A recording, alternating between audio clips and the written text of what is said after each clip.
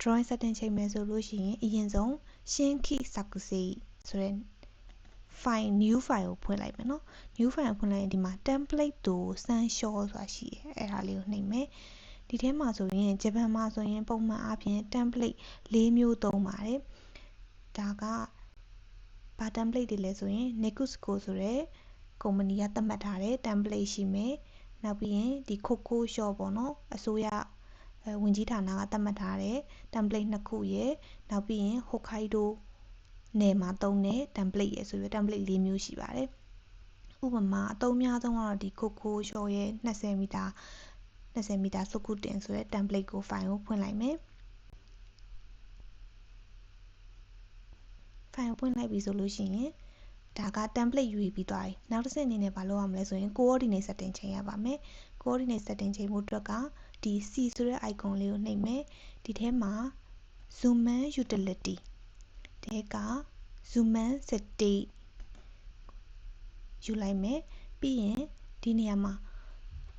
Sokuchi Zahyo-K ဆိုတဲ့နေရာမှာဂျပန်2011ဆိုတဲ့ဟာကို JGD 2011ဆိုတဲ့ဇာယောဂီကိုရွေးမှာဆိုတော့ J အထိသွားမယ်ပေါ့နော် J တစ်ချက်ရက်လိုက်ရင် J နဲ့ပတ်သက်တာအမေလွယ်ဆုံးကတော့ J ကို9ကနှိပ်တာအဆင်ပြေတယ်1 3 4 5 2011ဆိုတဲ့ဇာယောဂီကိုသုံးမယ်နောက်ပြီးတော့ဒါကတော့ဒီကိုတာဝန်ယူထားတဲ့ project ရဲ့ location ပုံမူတည်ပြီးတော့နံပါတ်ဘယ်လောက်သုံးရမလဲဆိုတော့ဥပမာတော့တိုကျို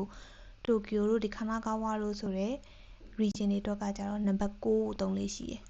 နံပါတ်6ကိုယူပြီးတက်ကီရော okay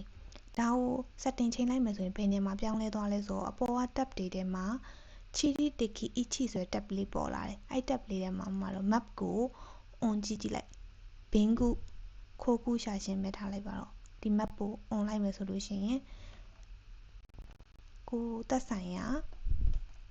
region ရဲ့ဒီ map ကြာလာမယ်ပေါ့နော်အကြိုင်ကိုဆွဲမဲ့ project နဲ့လည်း